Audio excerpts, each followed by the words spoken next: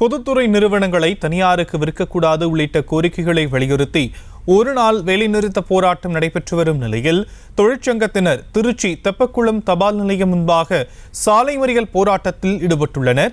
விவரங்களை நம்முடைய செய்தியாளர் கதிரவன் வழங்க நாம் கேட்கலாம். கதிரவன், முழு விவரங்கள். வணக்கம் சார். விலைவாசி உயர்வை கட்டுப்படுத்த வேண்டும், புதிய கல்விக் கொள்கையை அமல்படுத்தக்கூடாது, புதிய பென்ஷன் திட்டத்தை ரத்து செய்து பழைய பென்ஷன் திட்டத்தை நடைமுறைப்படுத்த வேண்டும், மத்திய அரசு பொதுத்துறை நிறுவனங்களை தனியார் மயமாக்க கூடாது உள்ளிட்ட பல்வேறு கோரிக்கை வலியுறுத்தி இந்த ஒரு நாள் அகில இந்திய வேலைநிறுத்த போராட்டத்தில் ஈடுபட்டு வருகின்றனர். இந்த வேலைநிறுத்த போராட்டத்தில் ஒரு பகுதியாக ஏஐடிசி, சிஐடிசி, ஐஎன்டிசி உள்ளிட்ட பல்வேறு தொழிற்சங்கத்தினர் திருச்சி தெப்பக்குளம் தபால் நிலையம் அருகே சாலை மறியல் போராட்டம் நடைபெற்றது. முன்னதாக தொழிற்சங்கத்தை சேர்ந்தவர்கள் சத்திரம் பேருந்து நிலையத்திலிருந்து ஊர்வலமாக புறப்பட்டு தெப்பக்குளம் தபால் நிலையம் வரை அருகே வந்தனர். அவர்களை போலீசார் தடுத்து நிறுத்தினர். அதனை அடுத்து போராட்டக்காரர்கள் அனைவரும் சாலையில் அமர்ந்து மறியல் போராட்டத்தில் ஈடுபட்டனர்.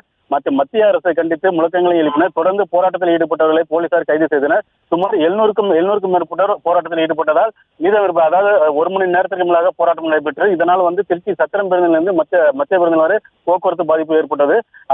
போராட்டத்தின் காரணமாக அந்த பகுதியில சிறிது நேரம் போக்குவரத்து நிறுத்தப்பட்டதால் இதனை தொடர்ந்து மக்கள் அதிகார அமைப்பினர் மத்திய அரசை கண்டித்து பாடல்களை பாடி எதிர்ப்பு தெரிவித்தனர். இந்த போராட்டத்தினால் ஒரு மணி நேரத்துக்கு மேலாக போக்குவரத்து பாதிப்பு ஏற்பட்டது சார்.